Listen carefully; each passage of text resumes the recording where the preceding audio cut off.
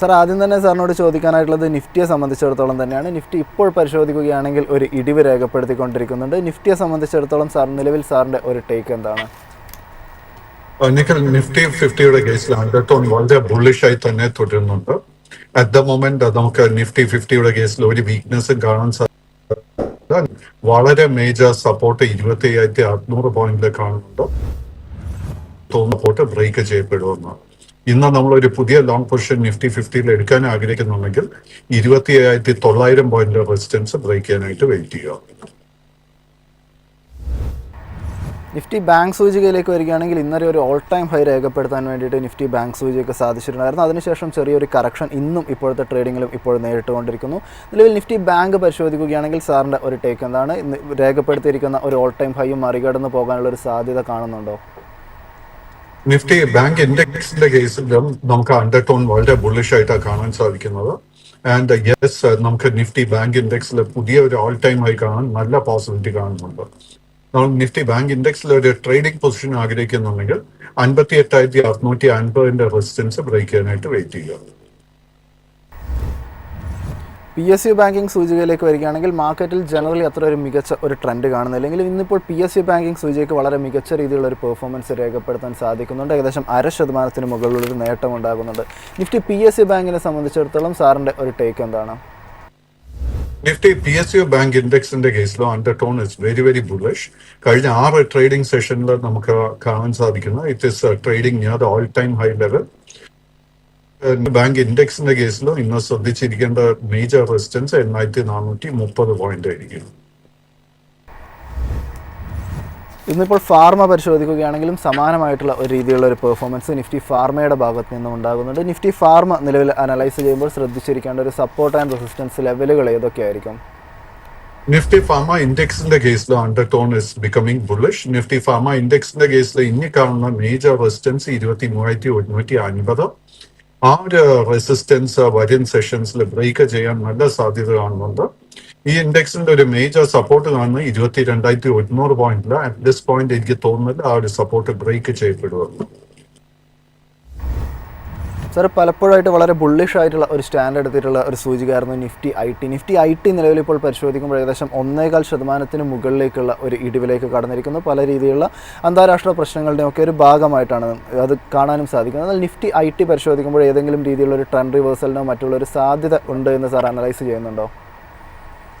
Nifty IT ഇൻഡെക്സിന്റെ കേസിൽ നമുക്ക് October മാസത്തിലായിരുന്നു അതിന്റെ ഒരു മേജർ ബോട്ടം കാണാൻ സാധിച്ചു. അതിനുശേഷം നമുക്ക് ഓൾമോസ്റ്റ് ഒരു മാസം നീണ്ടുനിന്ന ഒരു റിക്കവറി ആൻഡ് റാലി ആയിരുന്നു കാണാൻ സാധിച്ചത്. കറന്റ്ലി കഴിഞ്ഞ 2 ട്രേഡിംഗ് സെഷൻസിൽ ഇന്നുൾപ്പെടെ നമുക്ക് കാണാൻ സാധിക്കും വളരെ ഹെൽത്തി ആയിട്ടുള്ള ഒരു profit taking.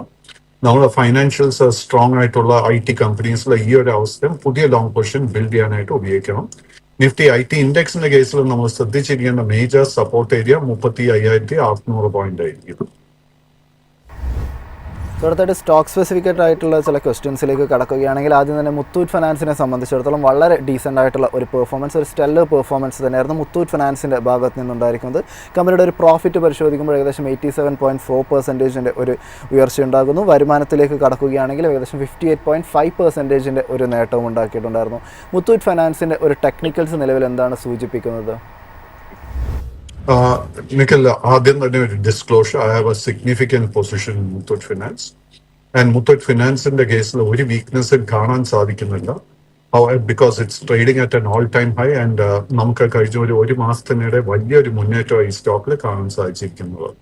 Highest and long position ഉണ്ടെങ്കിൽ ആ പൊസിഷൻ മെയിൻറ്റെയിൻ ചെയ്യുക, especially as a long term investor. But short term ട്രേഡിംഗിന് ഒരു പൊസിഷൻ ഓൾറെഡി കൈവശം ഉണ്ടെങ്കിൽ പ്രോഫിറ്റ് ടേക്കിങ്ങിന് വേണ്ടി പ്രിപ്പയർഡ് ആകുക. കറന്റ് ലെവൽസിൽ ലോ റിസ്കിൽ ഒരു ബൈങ് അവസരം ഈ സ്റ്റോക്കിൽ കാണാൻ സാധിക്കുന്നില്ല.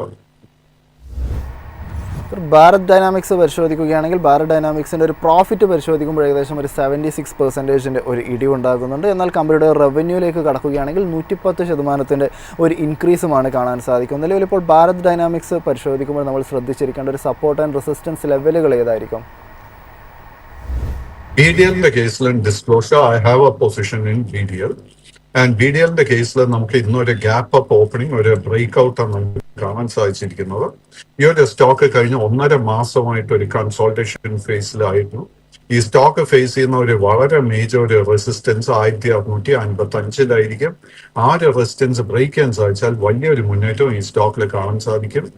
ആൻഡ് കൈവശം ഓൾറെഡി ലോങ് പൊസിഷൻ ഉണ്ടെങ്കിൽ 1510 സ്റ്റോക്ക് മെയിൻറ്റെയിൻ ചെയ്യേണ്ടത്. ിലേക്ക് വരികയാണെങ്കിൽ കമ്പനിയുടെ ഒരു പ്രോഫിറ്റ് പരിശോധിക്കുകയാണെങ്കിൽ ഏകദേശം ഒരു 23% കുറഞ്ഞിട്ടുണ്ട്. കമ്പനിയുടെ റവന്യൂ പരിശോധിക്കുകയാണെങ്കിലും 22% ഒരു ഇടിവുണ്ടായിട്ടുണ്ട്. നിലവിൽ ഇപ്പോൾ ദിലീപ് ബിൽക്കോൺ പരിശോധിക്കുമ്പോൾ അതിൽ ശ്രദ്ധിച്ചിരിക്കേണ്ട ഒരു ടെക്നിക്കൽ ലെവലുകൾ ഏതൊക്കെയായിരിക്കും?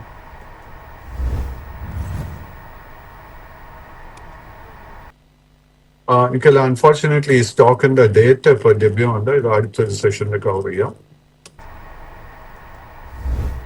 സാർ, അടുത്തായിട്ട് വിശാൽ മെഗാമാർട്ടാണ് ചോദിക്കാനുള്ളത്. വിശാൽ മെഗാമാർട്ടിനെ സംബന്ധിച്ചിടത്തോളം വളരെ ഡീസൻ്റ് ആയിട്ടുള്ള ഒരു പെർഫോമൻസ് ആണ്. പ്രോഫിറ്റ് നോക്കുമ്പോൾ ഏകദേശം 46.5% ഒരു നേട്ടം ഉണ്ടാകുന്നു. റവന്യൂയിലേക്ക് വരികയാണെങ്കിലും ഏകദേശം 22.4% ഒരു നേട്ടവും രേഖപ്പെടുത്തിയിട്ടുണ്ട്. ഇതിൽ വിശാൽ മെഗാമാർട്ട് പരിശോധിക്കുമ്പോൾ ശ്രദ്ധിച്ചിരിക്കേണ്ട ഒരു ടെക്നിക്കൽ ലെവലുകൾ ഏതൊക്കെയാണ്? അൺഫോർച്ചുനേറ്റ്ലി വിശാൽ മെഗാമാർട്ടിന്റെ കേസിൽ കഴിഞ്ഞ 1.5 മാസമായിട്ട് നമുക്കൊരു പ്രോഫിറ്റ് ടേക്കിംഗ് കാണാൻ സാധിക്കുന്നുണ്ട്. This is A small cap stock. കാര്യമായിട്ട് ട്രേഡിംഗ് ലിക്വിഡിറ്റി ഈ സ്റ്റോക്കിലില്ല. കൈവശം ലോങ് പൊസിഷൻ ഉണ്ടെങ്കിൽ 130 രൂപയിൽ സ്ട്രിക്റ്റ് ആയിട്ട് സ്റ്റോക്ക് മെയിൻറ്റെയിൻ ചെയ്യുക.